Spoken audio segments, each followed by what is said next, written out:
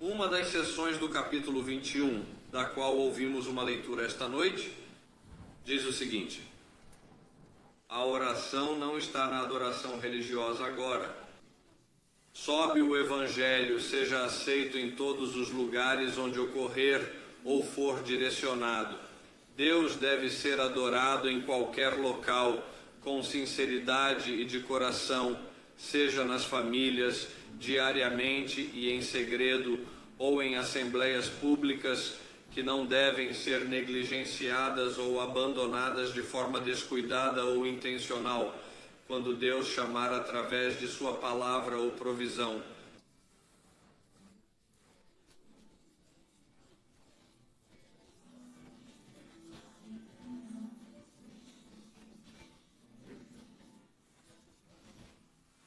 Com uma espécie de noção meio papista,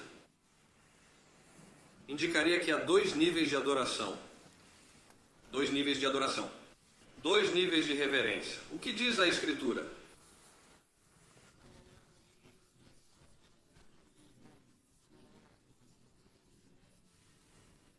Repito que é papaísmo sugerir que há um nível de adoração para o lar e um nível mais elevado para o prédio da igreja. Tenho que lhe perguntar, em que nível? Seria esperado que um convênio se envolvesse em adoração quando se reunisse em um vale, em uma caverna ou na encosta de uma montanha na Escócia? Essa adoração teria sido aceitável em uma igreja que eles estavam prestando a Deus ao ar livre? A coisa é ridícula. Na verdade, há apenas um nível de adoração aceitável a Deus, e é aquele que o Salvador indicou à mulher de Samaria.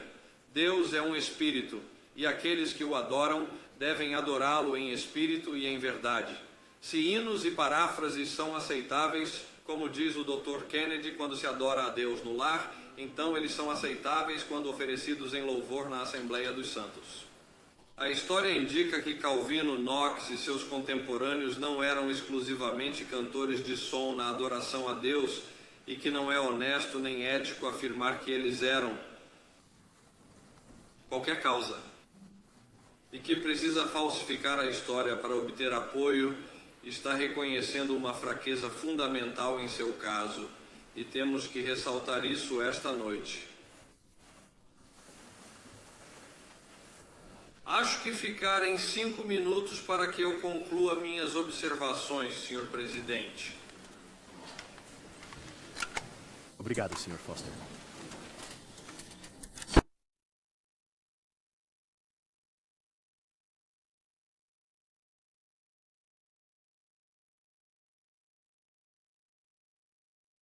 Calvino afirma que precisamos das palavras do Espírito Santo para ter certeza de que estamos entoando o que Deus quer.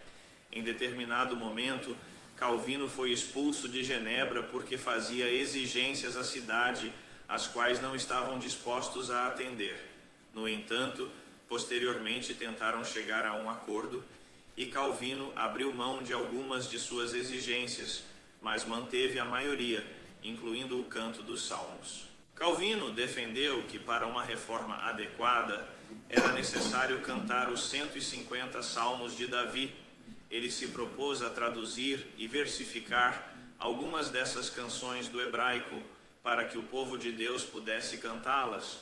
Para isso, Calvino recrutou outros homens, como Teodoro Beza, para ajudar nessa tarefa, se bem que ele não considerava seus próprios talentos tão grandes. Ao invés de pegar hinos latinos que haviam surgido na Idade Média ou hinos luteranos, Calvino afirmou que queriam voltar à fonte e cantar os salmos. Com relação a Calvino e a tradução dos salmos para o canto, devemos dizer que Calvino dedicou uma grande parte de sua vida a esse assunto. As pessoas que vieram para Genebra trouxeram consigo o amor pelo canto dos salmos, incluindo diversas igrejas reformadas francesas, holandesas, inglesas, escocesas e suíças. A palavra grega psalo, em Colossenses 3, verso 16, originalmente significava dedilhar e tocar com instrumentos musicais. Segundo um dicionário escrito por um expert dos Ilibeshewa, até o ano 1000 d.C., não foi encontrado um único caso em que psalo significasse cantar com acompanhamento instrumental. As palavras mudam de significado ao longo dos anos. Não estou aqui defendendo ou criticando o acompanhamento instrumental hoje, apenas ressaltando que as palavras sofrem mudanças de significado com o tempo. O especialista aponta psalô como um exemplo disso. Mais fácil de compreender é o argumento de Tiago 5,13. Se alguém está contente, que cante salmos.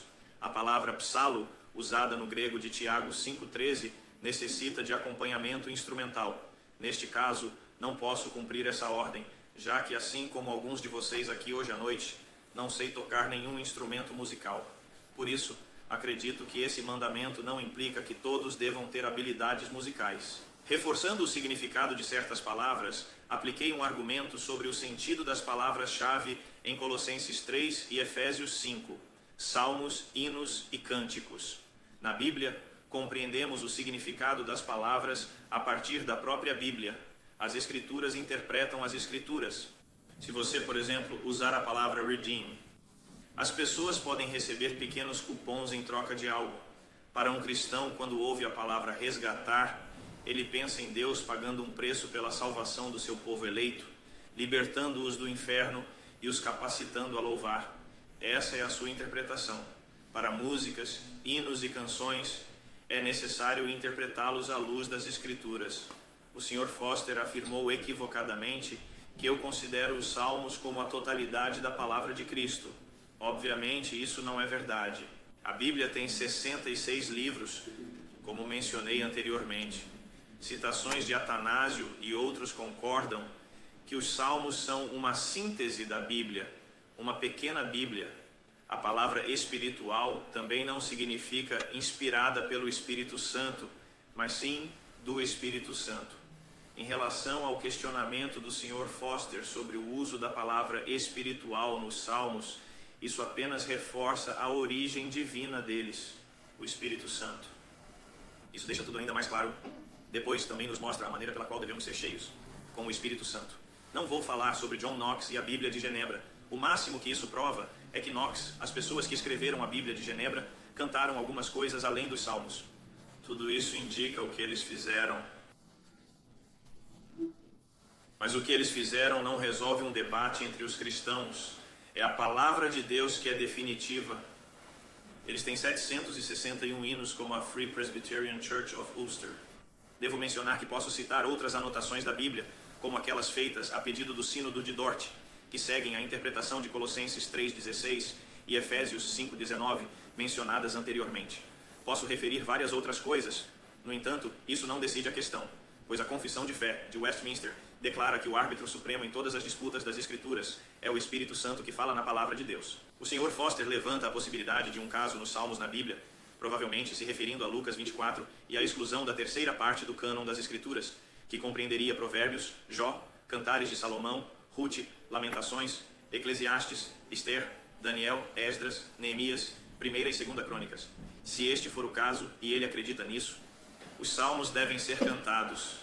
O Sr. Foster precisa adequar o livro de hinos da Igreja Presbiteriana Livre, que inclui apenas canções dos Salmos, Eclesiastes, Jó, Provérbios e Lamentações.